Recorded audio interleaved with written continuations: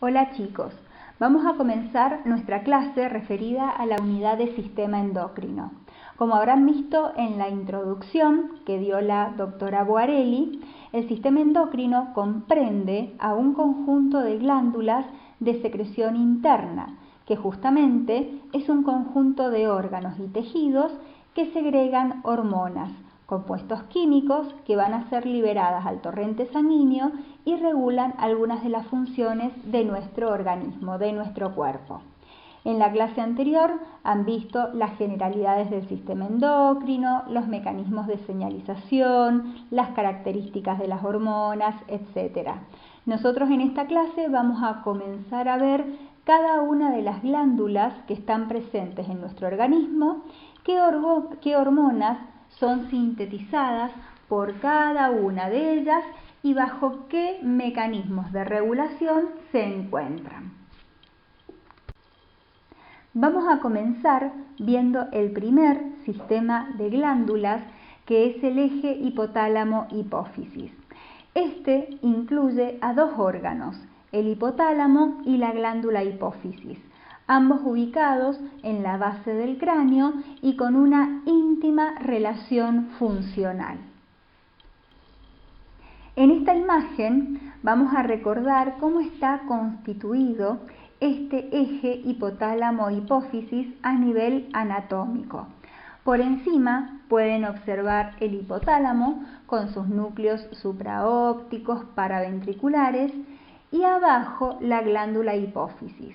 La glándula hipófisis presenta dos lóbulos, un lóbulo anterior o también llamado adenohipófisis y un lóbulo posterior o llamado neurohipófisis. Fíjense que la adenohipófisis está constituida por un grupo de células secretoras. Vamos a ver que son células especializadas en la secreción de lo que se llaman hormonas tróficas, y por el otro lado la neurohipófisis va a recibir las terminaciones axónicas de los núcleos neuronales que se encuentran sobre el hipotálamo. Ambos lóbulos, tanto el anterior como el posterior, tienen una rica vascularización, son muy ricos en vasos sanguíneos. ¿Justamente por qué? Porque los productos de secreción, las hormonas que se sinteticen en estos lugares van a ser volcadas a la sangre y a través del torrente sanguíneo van a diseminarse por el resto del organismo.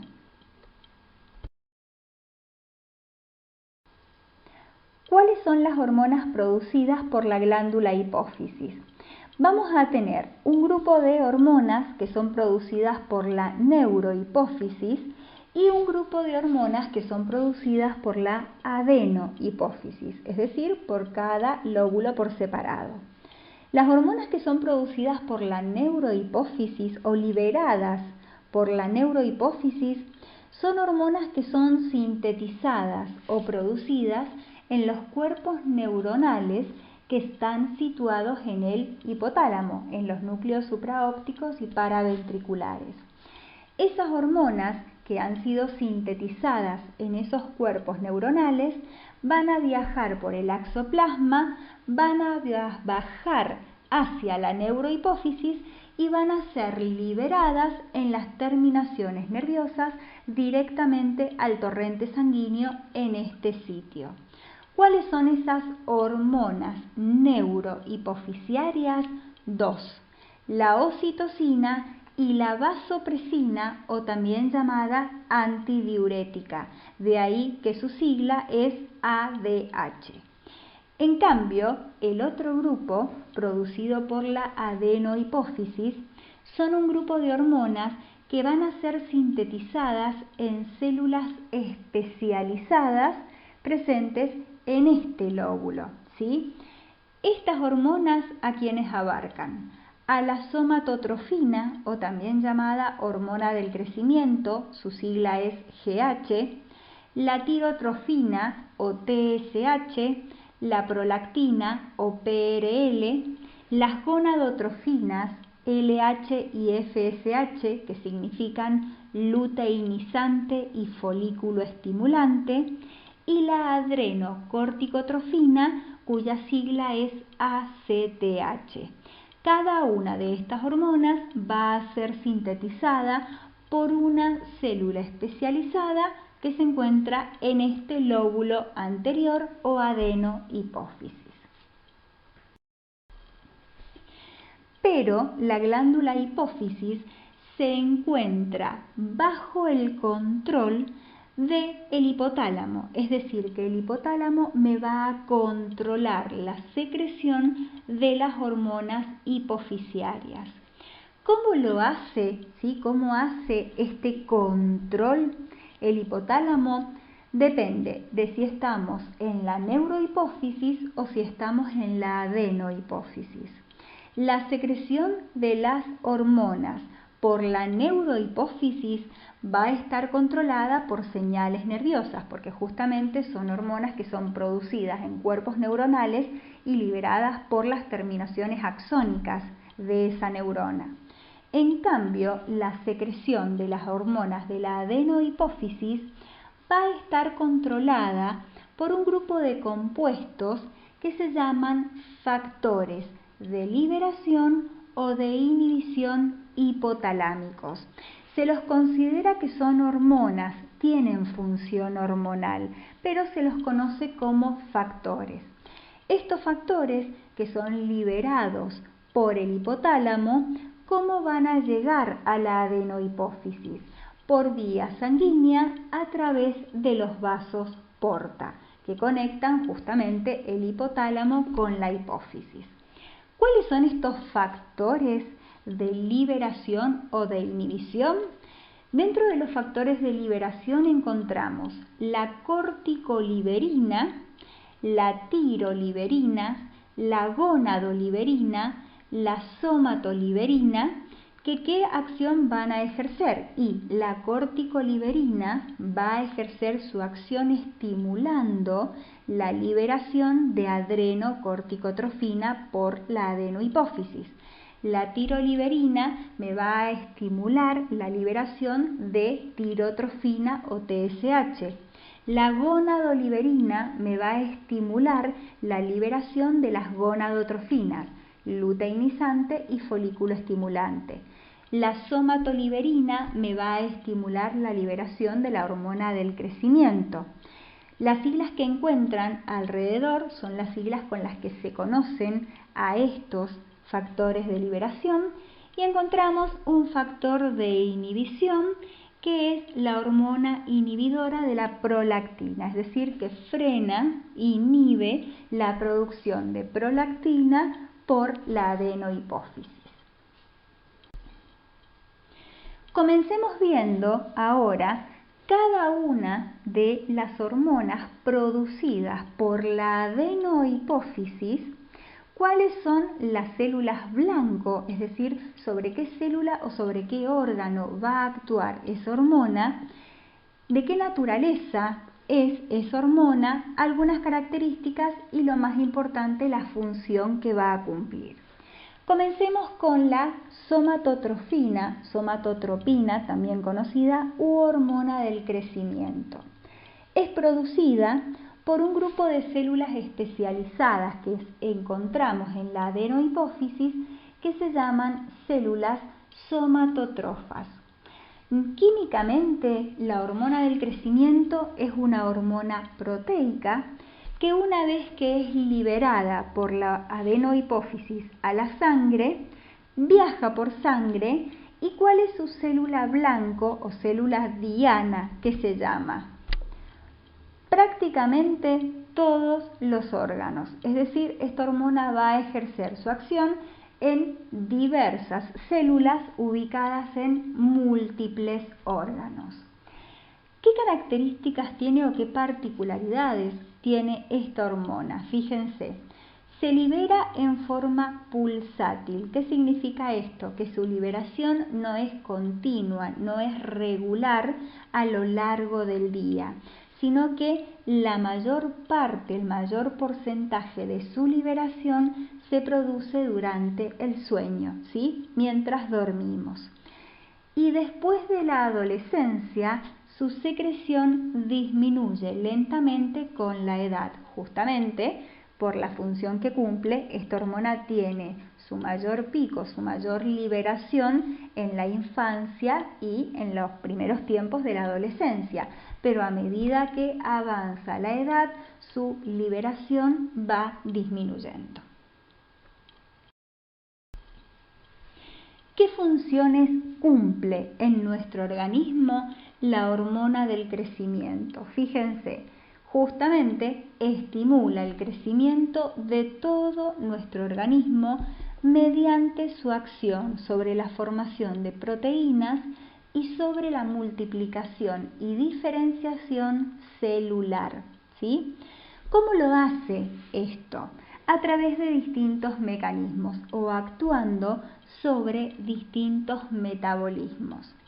Primero, me va a estimular la síntesis proteica, es decir, me aumenta la transcripción del ADN y la traducción del ARN. Recuerden que la transcripción del ADN y la posterior traducción del ARN eran los pasos previos necesarios para sintetizar, para producir una proteína. Recuérdenlo de química.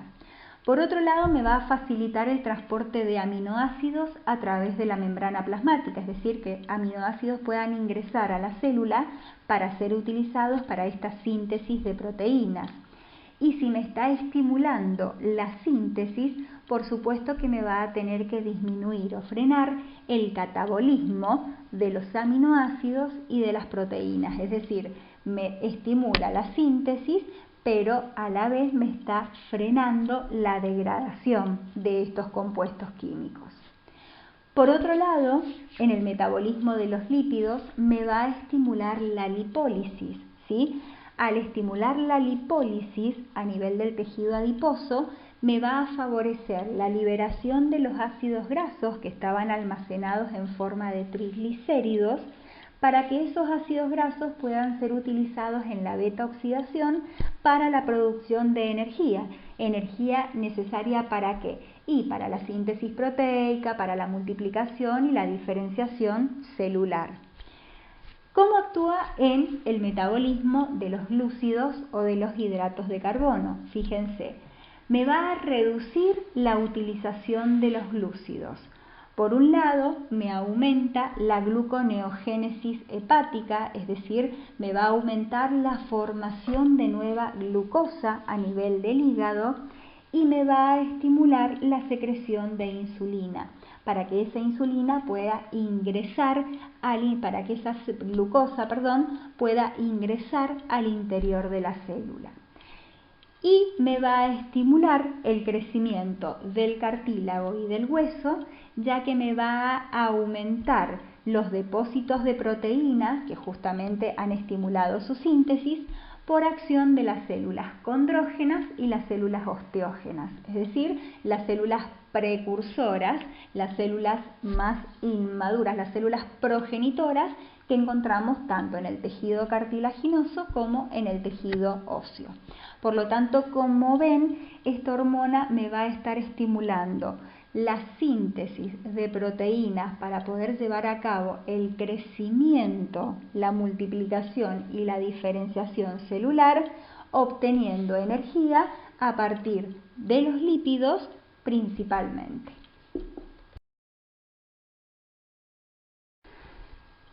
Ya vimos las funciones que cumple a nivel metabólico esta hormona del crecimiento. Ahora veamos qué puede estimular su secreción y qué puede inhibir su secreción por parte de la glándula hipófisis. ¿Qué factores estimulan la secreción de la hormona del crecimiento? Un descenso de la glucemia. Recuerden que habíamos dicho que la hormona del crecimiento me estimulaba la gluconeogénesis hepática, es decir, la formación de glucosa a nivel del hígado.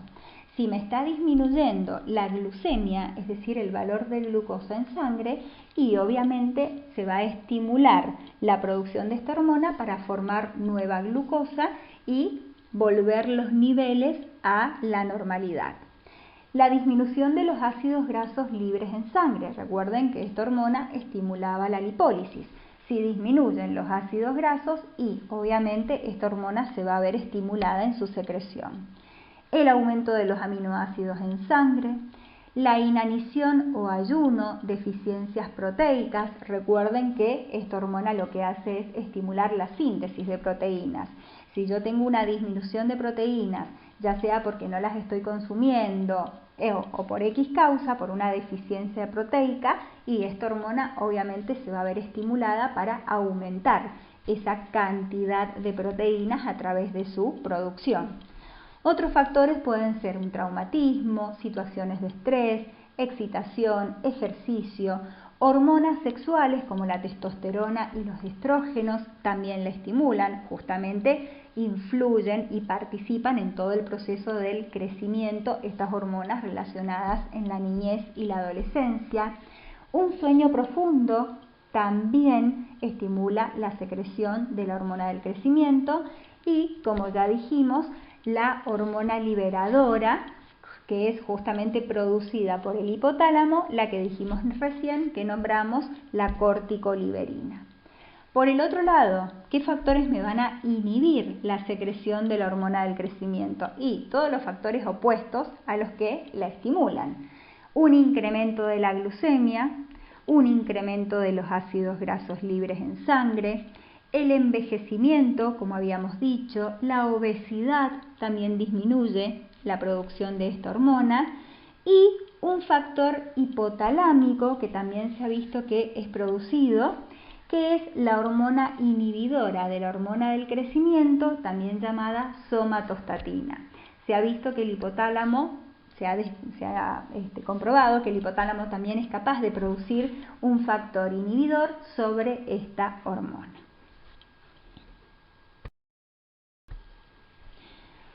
Pasemos a la segunda hormona producida por la adenohipófisis, la TSH o tirotrofina.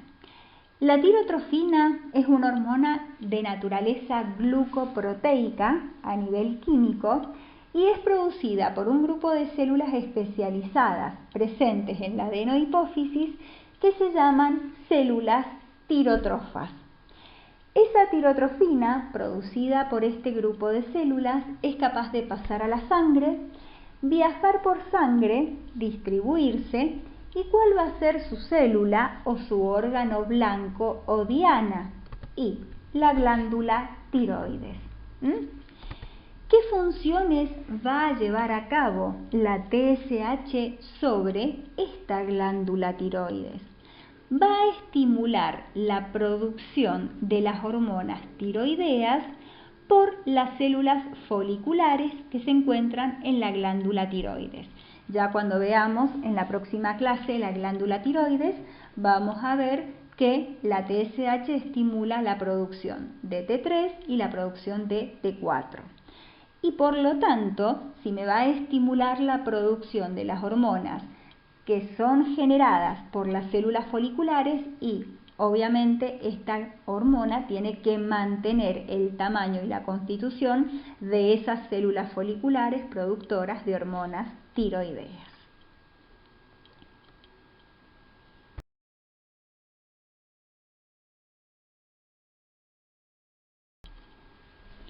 La tercera, la adrenocorticotrofina o conocida como ACTH, producida por un grupo de células que encontramos en la adenohipófisis que se llaman células corticotrofas. Es una hormona peptídica que una vez producida pasa a la sangre y llega a su célula blanco o diana, que es las células de las glándulas suprarrenales. ¿Qué característica tiene esta hormona?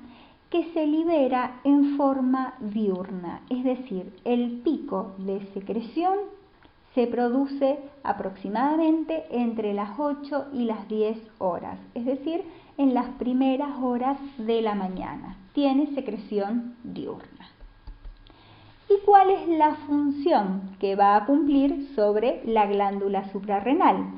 Va a controlar la secreción de las hormonas córtico-suprarrenales, es decir, de algunas hormonas producidas por las glándulas suprarrenales, principalmente los llamados glucocorticoides y los corticoides androgénicos o también conocidos como andrógenos.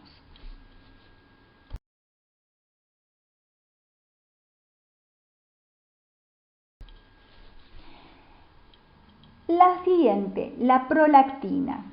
La prolactina es una hormona proteica que es producida por un grupo de células especializadas de la adenohipófisis que se llaman células lactotrofas. Esta prolactina es liberada a sangre, viaja por sangre a su célula u órgano blanco que, como su nombre lo dice, van a ser las glándulas mamarias. ¿Cuál va a ser la función de la prolactina?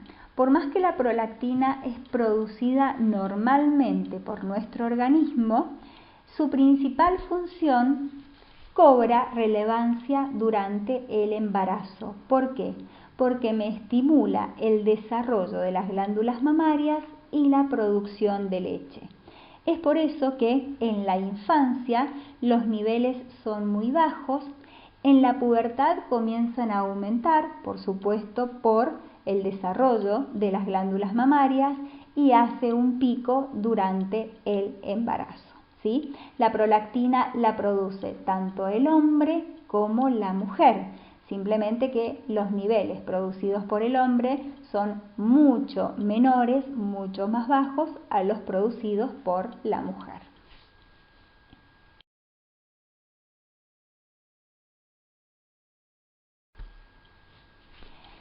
Y las gonadotrofinas, que habíamos dicho que eran dos hormonas, la luteinizante, que se simboliza con la letra LH, y la folículo estimulante, abreviada como FSH, son dos hormonas que son producidas por un grupo de células especializadas que se llaman células gonadotrofas. Ambas hormonas son glucoproteicas químicamente, viajan a sangre, pasan a sangre, una vez producidas por la adenohipófisis, y por sangre van a llegar a sus órganos blancos, ¿cuáles van a ser? Justamente las gónadas, los ovarios en la mujer y los testículos en el hombre. De allí viene su nombre, gonadotrofina. ¿Qué características qué funciones van a cumplir? ¿Sí? Si actúan sobre los ovarios y los testículos, por supuesto que van a tener una función tanto en el hombre como en la mujer. ¿Qué función va a tener cada una de ellas? En el hombre, fíjense, la folículo estimulante me va a estimular la espermatogénesis, es decir, la formación de espermatozoides. Y la luteinizante me va a estimular la producción de testosterona, es decir, la hormona sexual masculina. ¿Qué efectos van a tener en la mujer?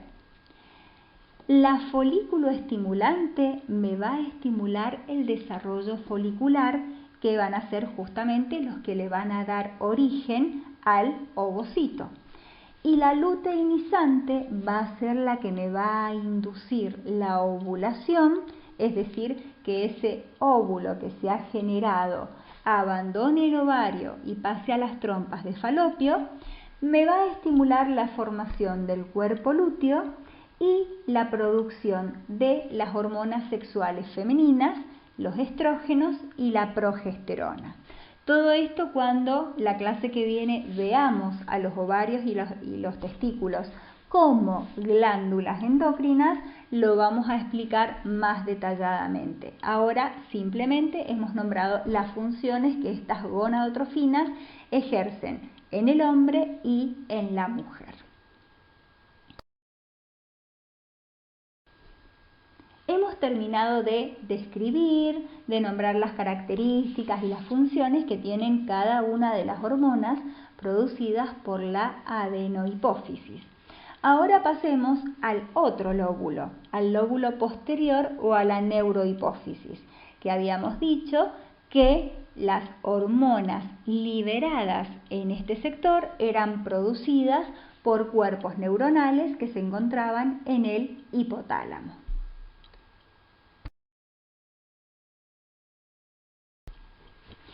Veamos la primera, ¿sí? La ocitocina. La ocitocina es una hormona que va a ser producida por cuerpos neuronales que se encuentran en el núcleo paraventricular, ¿sí? Y esa hormona producida en ese sitio va a viajar por el axoplasma, va a llegar a las terminaciones nerviosas y va a ser liberada a los vasos sanguíneos que se encuentran en la neurohipófisis. Esta ocitocina químicamente es una hormona. Veamos la primera, ¿sí? La ocitocina. La ocitocina es una hormona que va a ser producida por cuerpos neuronales que se encuentran en el núcleo paraventricular, ¿sí? Y esa hormona producida en ese sitio va a viajar por el axoplasma, va a llegar a las terminaciones nerviosas y va a ser liberada a los vasos sanguíneos que se encuentran en la neurohipófisis. Esta ocitocina químicamente es una hormona polipeptídica que va a pasar a sangre, va a viajar y va a llegar a sus células u órgano blanco, que quienes van a ser las glándulas mamarias y el útero. ¿Por qué? ¿Cuál es la función que tiene esta hormona? Esta hormona cobra relevante importancia en la última etapa del embarazo. ¿Por qué? Porque va a contribuir a la secreción de leche durante la lactancia, es decir, recién dijimos que la prolactina estimulaba el desarrollo de la glándula mamaria y la producción de leche. La ocitocina lo que va a estimular es la secreción, es decir, que esa leche que se encuentra almacenada en la glándula mamaria pueda ser liberada para que el bebé pueda mamar, ¿sí? Pueda ingerir, pueda hacer la lactancia. Y también interviene en el parto, ¿sí? Porque es la que va a estimular las contracciones del músculo uterino para que el parto pueda llevarse a cabo.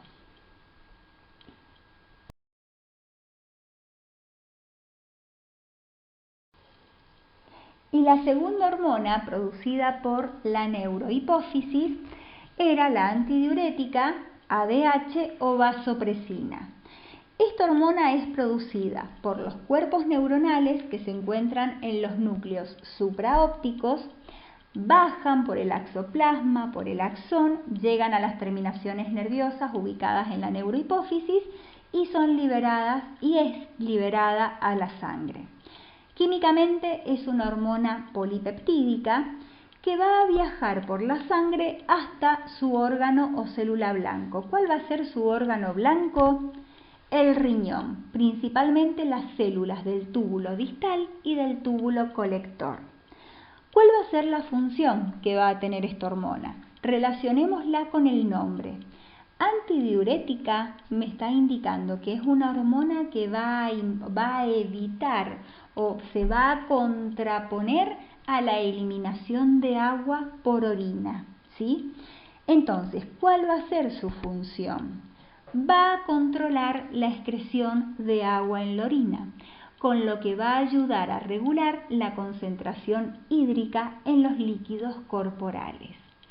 Así, cuando aumenta la osmolaridad del líquido extracelular, osmolaridad hace referencia a la cantidad, a la concentración de soluto que yo tengo en el líquido extracelular.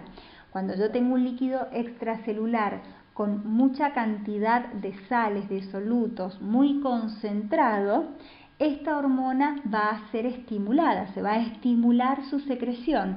¿Para qué?